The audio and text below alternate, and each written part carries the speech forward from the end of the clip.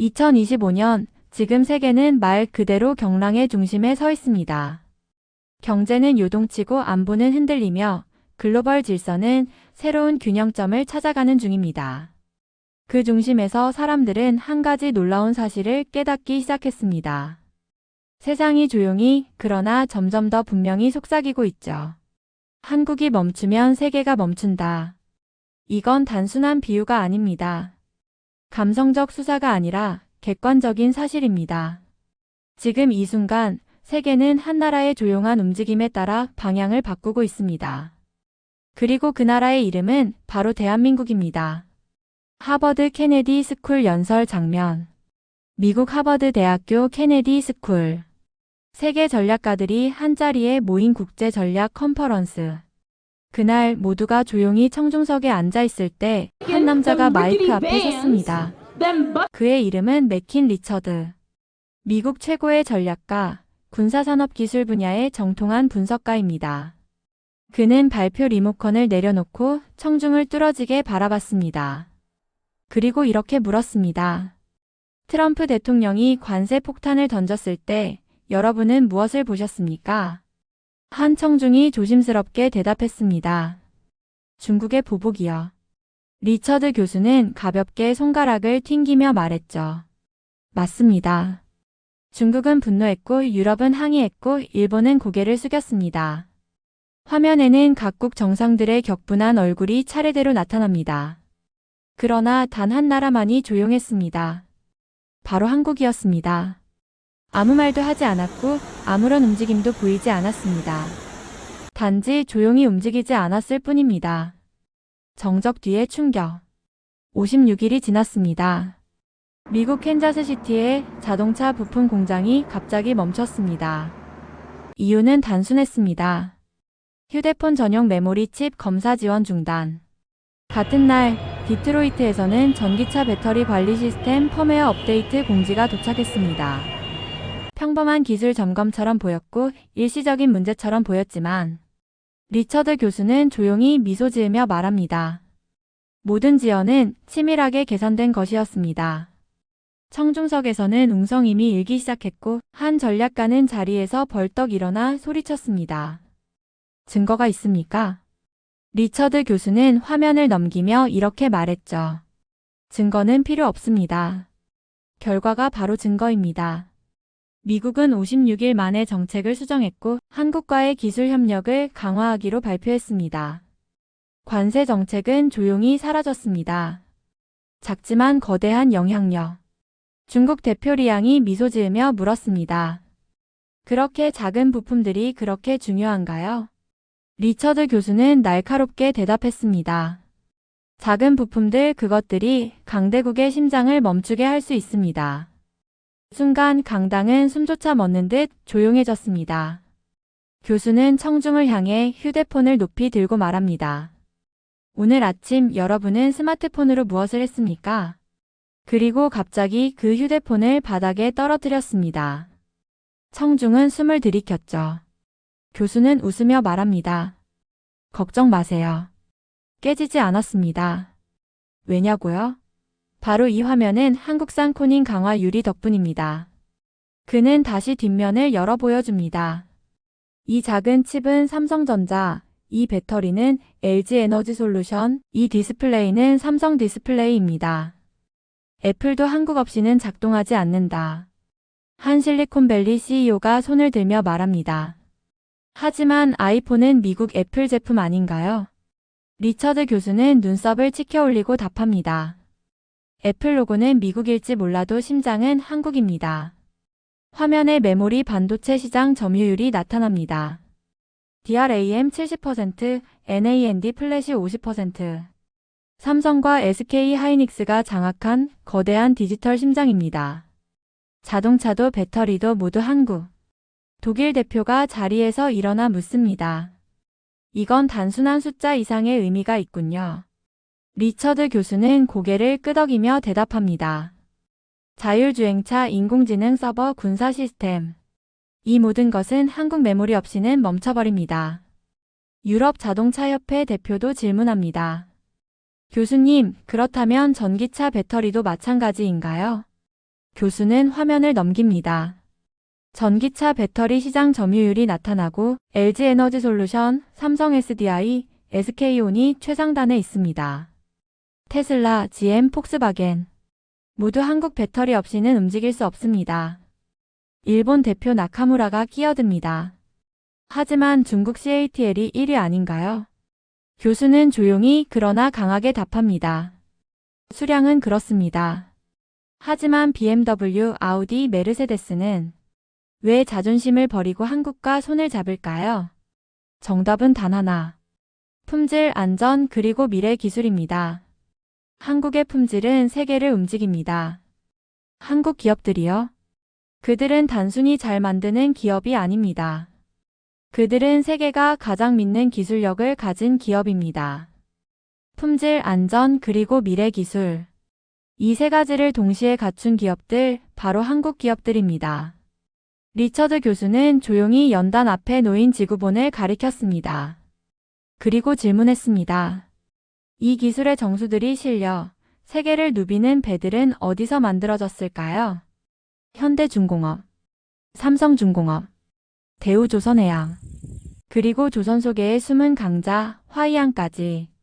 바로 이 네 곳이 지금 이 순간 세계 바다의 80%를 책임지고 있는 존재들입니다. 세계의 심장 한국조선. 중국 대표 리양이 자리에서 일어섰습니다. 우리도 배를 만듭니다. 리처드 교수는 그의 앞까지 걸어가 조용히 말했습니다. 맞습니다. 하지만 세계 최대 컨테이너선, 초대형 원유 운반선, LNG 운반선은 어디서 건조됩니까? 세계 첨단 선박의 80%가 한국에서 건조됩니다. 순간 객석은 술렁였습니다. 숨소리마저 조용해졌고 전율 같은 불안감이 강당 전체를 휘감았습니다. 이건 단순한 산업 경쟁이 아닙니다. 한국이 없다면 세계의 두뇌는 멈추고 심장은 뛰지 않으며 세계의 움직임 자체가 멈추게 됩니다. 세계를 가르는 그 이름 아레시라스. 그 순간 화면이 바뀝니다. 바다 위를 거대한 그림자가 가르고 지나갑니다.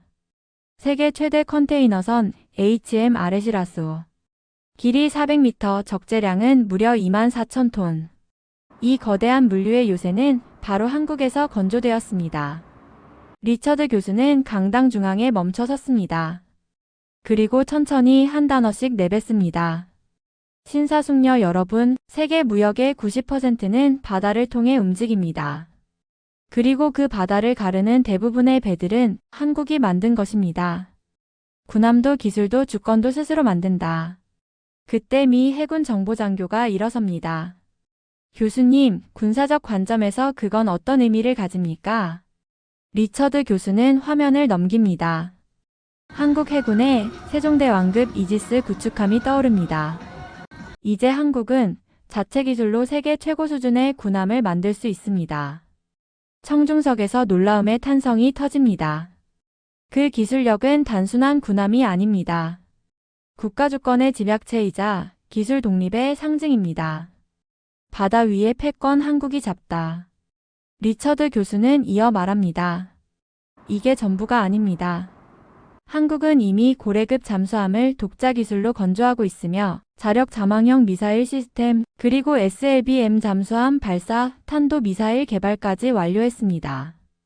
유럽의 안보 전문가가 자리에서 조심스럽게 묻습니다. 그렇다면 이제 한국은 해양 강국입니까? 교수는 단호히 대답합니다. 간단히 말해 그렇습니다. 한국은 더 이상 육지 국가가 아닙니다. 이제는 바다의 제왕입니다. 에너지 패권도 한국이 쥐고 있다. 화면이 다시 바뀝니다. 한국산 LNG 운반선들이 해상에 줄지어 떠 있습니다. 이 배들은 유럽이 러시아산 가스를 끄는 후에도 혹한의 겨울을 버틸 수 있도록 만든 에너지 생명선이었습니다. 리양이 조심스럽게 묻습니다. 교수님, 중국도 조선 강국 아닙니까? 왜 한국에 더 주목해야 하나요? 리처드 교수는 고개를 끄덕이며 답합니다. 양이 아니라 질입니다. 세계 해운사들이 왜 한국산 배를 선택할까요? 더 비싸더라도 한국을 고르는 이유는 단 하나, 기술력과 신뢰성입니다. 바닷길까지 개척하는 나라. 마지막 화면에는 부산항이 떠오릅니다. 아시아 물류의 중심지 세계 5위의 항만. 그 부산 동부가 보여주는 건 단지 물동량이 아닙니다. 한국은 선박만 만드는 나라가 아닙니다. 이제는 바다의 길을 개척하는 나라입니다. 항로를 열고 운송을 디자인하며 물류 패권을 움직이는 나라입니다. 교수는 강당을 천천히 걸어가며 마무리합니다. 대한민국은 이제 바다에 깃발을 꽂았습니다. 그리고 그 깃발 아래 세계 무역이 흐르고 있습니다. 전쟁의 수입국에서 수출국으로. 화면이 어두워지고 한국산 K2 흑표 전차가 등장합니다. 엔진이 포효하고 포신이 움직이며 훈련 영상이 이어집니다. 리처드 교수는 말합니다. 역사를 통틀어 약소국들은 늘 무기를 수입했습니다. 그들은 생존을 위해 강대국에 의존할 수밖에 없었죠. 하지만 한국은 다릅니다. 한국은 이제 무기 제조국이 되었고 그 너머 세계 무기 수출국으로 올라섰습니다. 한국 무기로 재무장하는 세계. 폴란드 국방부 관계자가 자리에서 일어섭니다. 우리는 K 전차 1000대와 FA-50 경공격기 48대를 구매했습니다. 한국 무기로 우리 육공군을 재무장하고 있습니다. 교수는 고개를 끄덕입니다. 폴란드만 그런 게 아닙니다. K9 자주포는 핀란드, 노르웨이, 인도, 터키, 호주에서 운용 중이고 이집트는 최근 200대를 주문했습니다. 한국의 기술이 무기가 된다. 화면에 KF-21 보람 전투기가 나타납니다. 대한민국이 독자적으로 개발한 4.5세대 스텔스 전투기입니다. 인도네시아가 공동 개발에 참여했고 동남아 중동 국가들도 관심을 보이고 있습니다. 미국 국방부 관계자가 묻습니다. 그렇다면 한국의 방산 수출 규모는 얼마나 됩니까? 화면에 세계 방산 수출 순위가 뜹니다. 2022년 한국은 8위, 2023년 7위, 그리고 현재는 6위에 근접했습니다. 단지 폴란드 계약만 해도 수십조 원 규모입니다. 민간 기술이 군사 기술이 되는 나라. 일본 대표가 긴장한 목소리로 묻습니다. 그런 무기들을 독자적으로 개발할 수 있는 기술이 정말 있습니까? 리처드 교수는 자신 있게 답합니다. 물론입니다. 한국은 세계 최초로 중형 잠수함에 리튬 이온 배터리를 장착했고 레이저 유도 무기까지 개발 중입니다. 그리고 한국의 진짜 강점은 따로 있습니다. 민간 기술을 군사 기술로 전환하는 능력.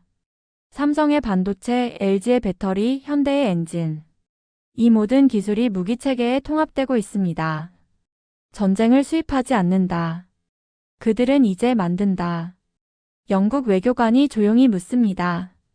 그렇다면 한국의 실질적인 군사력은 어느 정도입니까? 화면에 예비군 훈련 장면이 뜹니다. 교수는 말합니다. 한국은 현역 군인 50만 명, 예비군 350만 명을 보유하고 있습니다. 징병제 예비군 시스템, 그리고 국민의 자부심. 이 나라는 전쟁을 수입하지 않습니다. 이제는 전쟁을 만들어냅니다.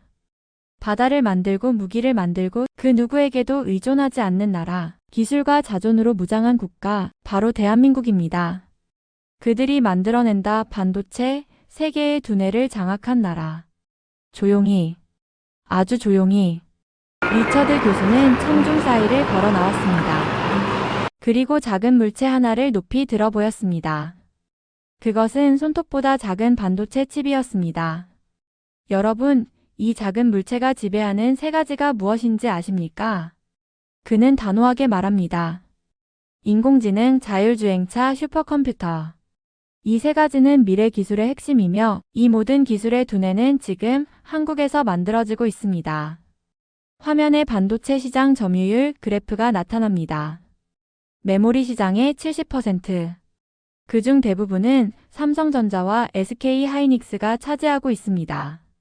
세계는 이제 한국의 공장에서, 한국의 기술자 손끝에서, 한국의 R&D 연구실에서 태어나는 이 작은 칩 하나에 의존하고 있는 것입니다.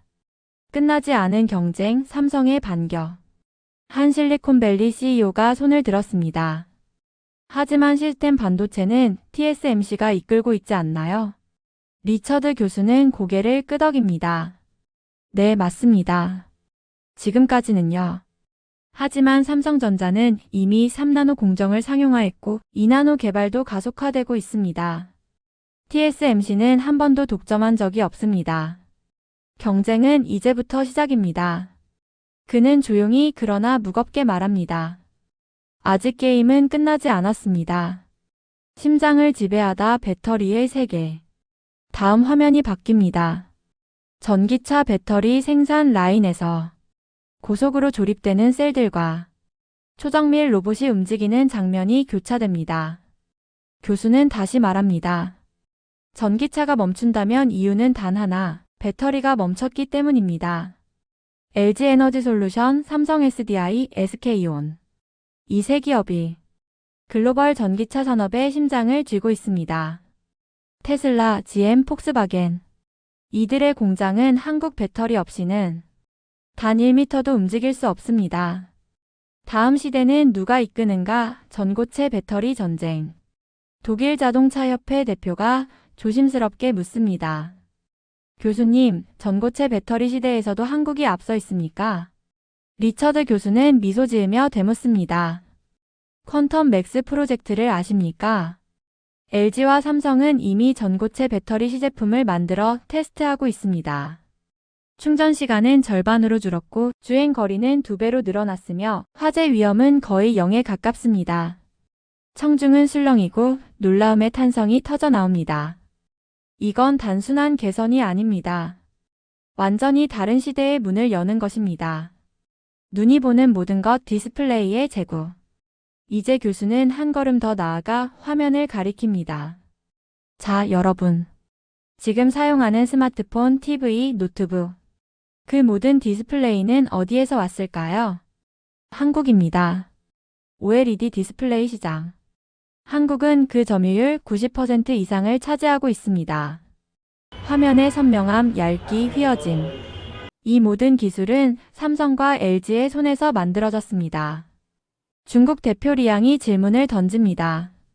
중국도 빠르게 따라잡고 있습니다. 한국을 곧 추월하지 않을까요? 리처드 교수는 조용히 고개를 젓습니다. 기술 경쟁은 마라톤입니다. 한국이 새로운 기술을 개발할 때마다 당신들은 따라잡기 위해 전속력으로 달립니다. 하지만 한국은 그때 이미 다음 기술을 개발 중입니다. 기술을 넘어 생명을 품다 바이오의 미래. 화면이 전환되며 삼성바이오로직스의 바이오 의약품 생산 시설이 비칩니다.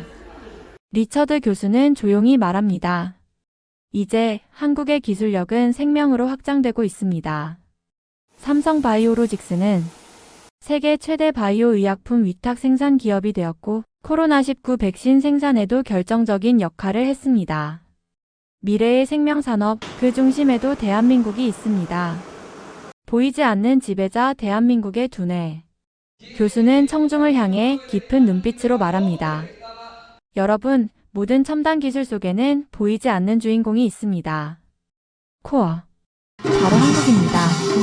세상은 지금 한국의 두뇌에 의해 움직이고 있습니다.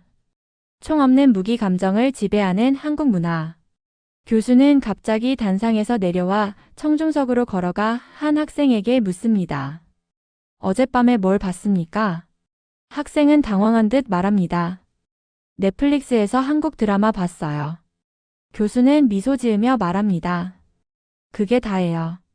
한국의 드라마, K-팝 영화. 이건 단순한 오락거리가 아닙니다.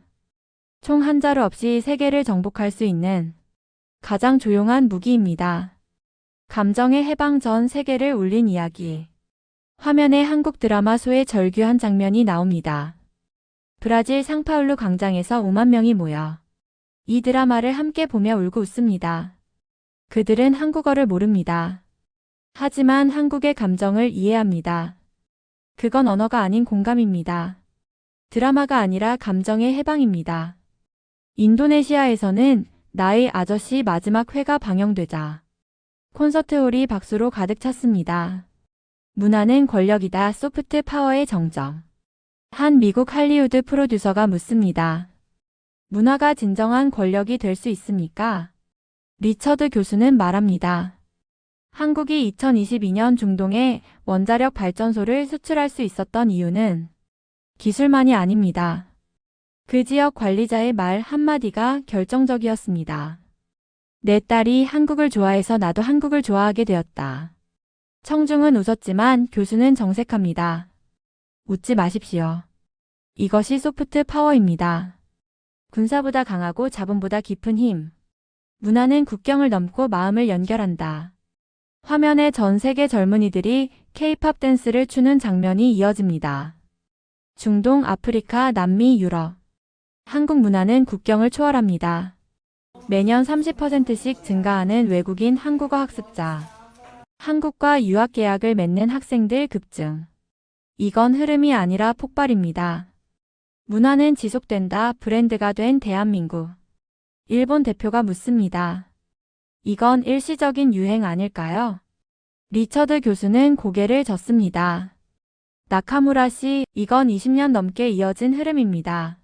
한국은 문화를 산업화했고 문화는 국가 브랜드가 되었습니다. 마지막 화면.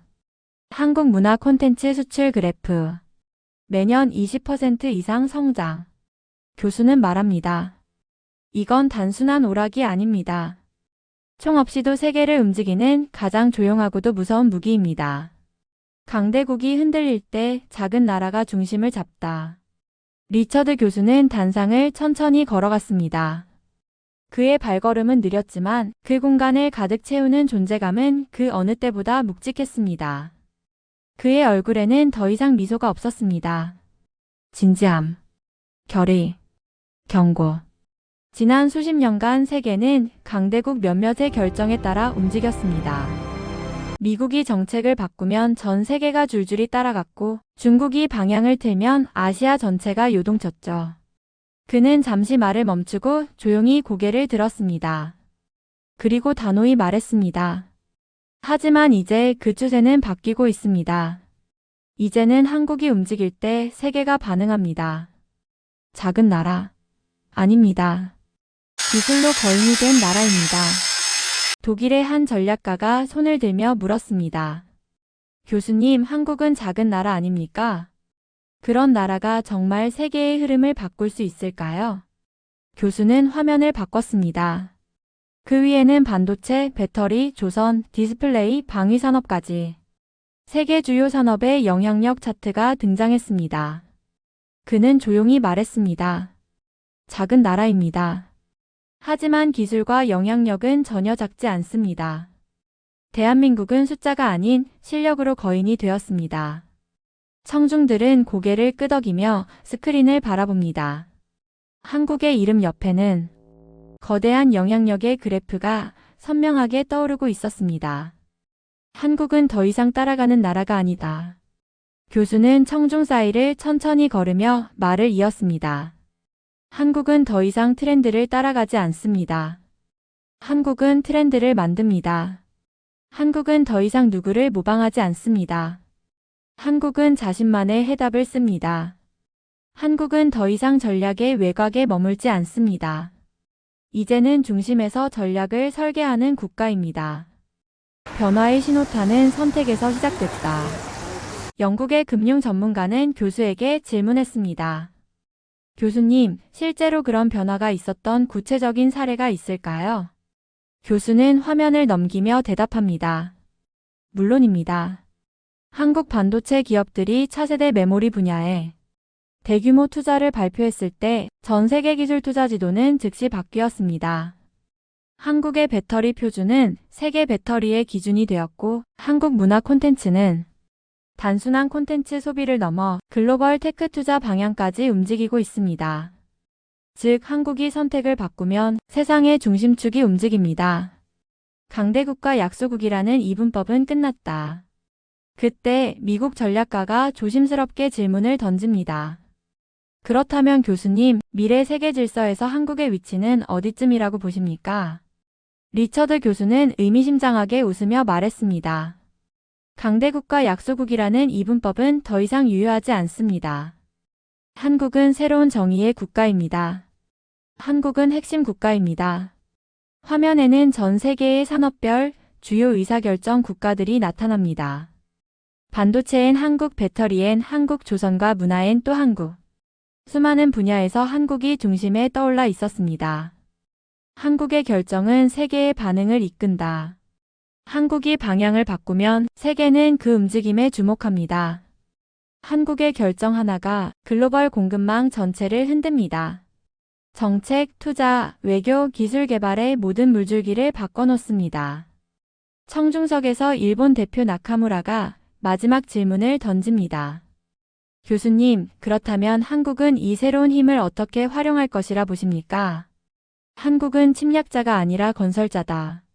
리처드 교수는 그 질문에 천천히 청중을 둘러보며 대답했습니다. 역사가 말해줍니다. 한국은 힘을 과시하는 나라가 아닙니다. 한국은 침략자가 아닌 건설자였습니다. 한국은 파괴가 아닌 가치 창출에 집중해온 나라입니다. 그는 마지막 슬라이드를 보여주었습니다. 그 위엔 단 하나의 문장만이 담겨 있었습니다. 한국이 멈추면 세계도 멈춘다. 그리고 말했습니다. 이제 세계는 조용히 이 진실을 인정하고 있습니다. 강당에 퍼지는 침묵 그리고 반응들. 청중석은 숨막히는 정적에 잠겼습니다. 일본 대표단은 엄숙한 표정으로 자리에서 일어났고 중국 대표단은 서둘러 노트북을 닫으며 회의장을 빠져나갔습니다. 누군가는 급히 전화를 걸었고 누군가는 말을 잃은 채 서류를 정리했습니다. 미국 대표단은 여전히 자리에 앉아 있었지만 서로를 바라보며 속삭였습니다. 그건 분명 위기 대응 모드였습니다. 유럽 대표단은 서로의 눈빛을 교환하며 조심스럽게 속삭였습니다. 지금 우리가 본 건 무엇이었을까? 기자들의 질문 그리고 마지막 한마디. 기자들이 일제히 손을 들며 외칩니다. 교수님, 이 발표는 미국의 공식 입장인가요? 한국의 부상이 중국과의 관계에 어떤 영향을 줄 것이라 보십니까? 일본은 어떻게 대응해야 한다고 생각하십니까? 리처드 교수는 손을 들어 조용히 정리했습니다. 제 발표는 개인의 분석입니다. 하지만 그 모든 내용은 철저히 사실에 기반한 것입니다. 대한민국 지금 가장 강한 나라. 그는 청중을 향해 마지막으로 말했습니다. 한국은 여러분이 생각하는 것보다 훨씬 강한 나라입니다. 기술로 세상을 움직이고 감성으로 세계를 울리고 가치로 질서를 이끄는 나라입니다. 한국은 더 이상 흐름을 따르는 나라가 아닙니다. 이제 흐름을 만드는 나라입니다. 모든 것이 바뀌고 있다. 그 중심엔 한국이 있다.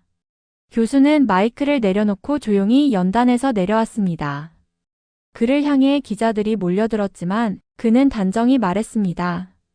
더 이상 질문은 받지 않겠습니다. 이제 우리는 변화의 시대를 지켜볼 시간입니다. 그날 하버드 케네디 스쿨은 세계 질서에 대한 새로운 인식을 남겼습니다. 그리고 그 변화의 중심엔 누구도 예상하지 못했던 나라, 대한민국이 있었습니다. 하나의 진실. 삼성전자와 SK하이닉스는 세계 메모리 반도체 시장의 70%를 지배하고 있고 LG에너지솔루션, 삼성 SDI, SK온은 전기차 혁명의 심장을 만들어내며 한국의 조선 기술은 세계 물류의 80%를 움직이고 있습니다. 한국은 이제 기술로 무장한 국가이자 자신의 길을 선택하는 독립된 전략 국가입니다. 그리고 이 모든 것 위에서 대한민국은 감정의 수도가 되어 세계를 위로하고 감동시키고 있습니다. 한국이 멈추면 세계도 멈춘다. 그리고 지금 세계는 그 진실을 조용히 그러나 분명히 인정하고 있습니다.